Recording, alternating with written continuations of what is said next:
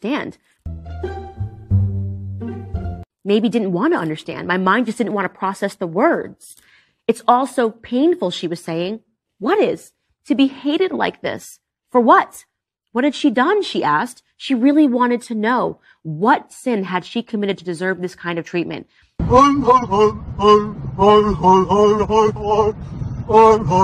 She just wanted to make the pain stop, she said. Not only for her, but for everyone. For me. For her mother. But she couldn't make it stop, so she had decided to disappear. Disappear? Without her, she said, all the press would just go away.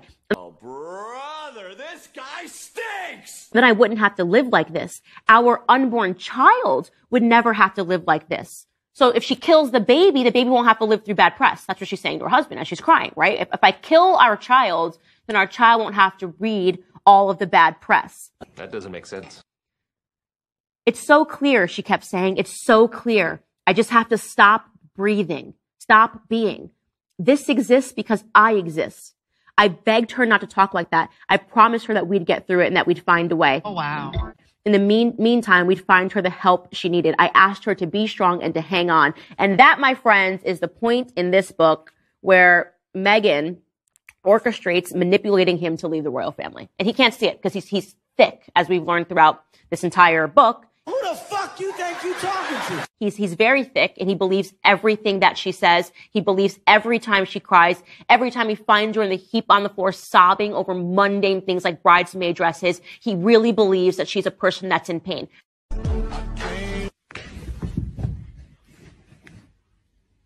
No, this is a 40-year-old woman who manipulated her way from the bottom to the top by marrying somebody who was the producer on the show who gave her her start in life, then divorcing him and finding a prince that is too thick to see what everybody else in the entire world can see. Bitch, fuck y'all, look. And of course, by the way, he's got an incredible memory when it comes to his conversations with Meg. He's got an incredible memory about every instance that he and Willie have a bang up and a mash up, and every time that they exchange words. Nice. But during a particular phone call in which Willie clearly laid out for him why he disliked Meghan, point by point by point, explaining to him how rude she had been to people that worked at the palace, how rude she had been to Kate. Harry, his memory just goes foggy. Family. Because he's too tired to remember what Willie had even said on the phone. He was just too exhausted. He doesn't remember anything that Willie said in that entire discussion. So that disallows us to then assess whether or not Willie maybe had some points about the fact that he was concerned that his brother was going to marry someone that everyone thinks is a sociopathic narcissist. I'm here to tell you right now, we don't care. Let me tell you. We don't care. He can't remember that part. It's too foggy. All he remembers from that conversation are that her tears were glistening. Meghan overheard it, and her tears were glistening as she held her belly, and she was pregnant before she threatened to kill her unborn child.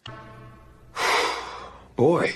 So, yeah, it goes on and on with how many times we learned that Meghan cried and was in a heap and was in a puddle, and I think we're supposed to feel bad for her. Why? And Harry, I think by the end of this book, you're supposed to realize that Harry is just a really sad, unfortunate person because he was born to give a spare kidney to Is he all right upstairs? his brother or something. That just so factually, listen, that conversation never happened. Okay. Okay. All right, guys, the next portion of the show is going to be available exclusively on Daily Wire Plus. I'm going to be answering, am I the asshole questions from Reddit? It's a thread on Reddit where people talk about what's going on in their personal lives and they ask the public, is it me? Am I the a-hole? Shit, I don't even know. Like, I can't even tell you that. Like, so if you're not a member yet, go ahead and click the link in the description and subscribe. So we know she cried over the bridesmaid dresses. We know that she admitted publicly that she cried the night before the Oprah interview premiered. Why? The interview that she orchestrated, that she shot, that she sat down and accused the royals of being racist. Then she wants you to feel bad because she cried the night before she accused him of being racist, only to then tell us months later that, no, we never said that the royal family was racist. They're just going to gaslight us. She cried after the royal household issued a denial regarding a negative story about Prince William, which is very sad because she, I guess, wanted that story to be confirmed. Okay. She told us that she cried when she called Tyler Perry, who was a perfect stranger and who she did not know. She said she completely lost control and she sobbed on the phone to him, and it was easier to talk to him because he was a stranger. That doesn't make sense. No, it wasn't easier to talk to him because he was a stranger. It was easier to talk to him because he was a billionaire and you knew that you wanted to go back to LA and that Canada was always going to be a pit stop. From the very beginning, this woman orchestrated leaving the royal family because all she's ever wanted in her life was to be an A-lister in Hollywood. She did not have the talent to become an A-lister in Hollywood. She was relegated to a D-list actress spot on a show called Suits that nobody in America had seen, but apparently, which Prince Harry lets us know, Kate and William were fans of, right? Shit, I don't even know. Like, I can't even tell you that. Like, and so in order to get what she wanted, she called Tyler Perry and said, "Hey, what's going on?" And Tyler Perry offered her his home, which is in Hollywood. And that is where she went, and that is how she left Canada, claiming that it was for privacy reasons, when in reality, it's because this woman wants to be famous, desperately wants to be famous on her own terms. Wait a minute. Who are you? But let's keep going. She cried for Tyler Perry on the phone.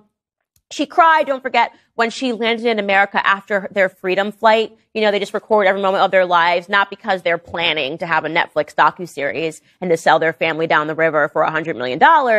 Wait, what is going on here? What's going on? Why has everyone got the same skin? Because that's just normal. They always just capture moments of themselves. And she said when she landed, she ran into some person's arms and said, I really tried for 2 years to fit into this family before I realized I didn't want to be here. Is y'all right upstairs? And that was from the very beginning, because you were never planning on serving the British public. You are an American through and through who wants to climb the ladder. She says, she goes on in this book and details, Prince Harry details, how he had a call with his brother that was on speakerphone. Okay. She was not meant to hear it. She overhears it, and then she has tears in her eyes, and she's holding her pregnant belly. I actually want to read it because it's such an absurd sentence that he managed to put together that it's worthy of reading. He said, Willie was being so loud, even with the speaker off, she could still hear. So pardon, the speaker was off. The tears in her eyes glistened in the spring sunshine. I started to say something, but she stopped, shook her head. Holding her stomach, she turned and walked back to the house. Yep. So it's another time that she cried, a call with Will. And then, of course, I think the biggest incident of her crying took place at Frogmore Palace on the day that she decided that she was going to force Harry to say that they were going to leave the royal family. And how did she do this? By threatening to kill herself and to kill her unborn child. And then she tries to tell us this was Harry's idea to leave the royal family. No, it was Harry's idea that you seeded into his mind intentionally by claiming that you were just about to kill yourself and your unborn child. It is completely psychopathic. Well, player, look here. I ain't one of these 65-ass rabbit picking the dog, dirty-ass sucker fuck niggas, okay? Completely psychopathic for a person to hold their stomach and say, I want to end my life because I'm so miserable here. Of course, she is expecting that in response, Harry will say, let's leave the UK. And that's exactly what he did. And I want to read that passage from his book. Okay. So here is Harry detailing that suicidal, I guess you would call it suicidal and homicidal discussion that she had. She was homicidal and suicidal. She was going to kill her baby and kill herself. So she's a homicidal, suicidal maniac is what she actually is in this passage. Stop it. Get some help. He says, I walked home from the office and found Meg sitting on the stairs. She was sobbing uncontrollably. My love, what's happened? I thought for sure we'd lost the baby.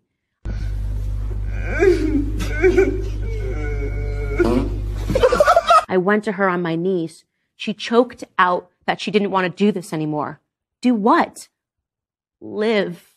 I didn't catch her meaning at first. I didn't understand.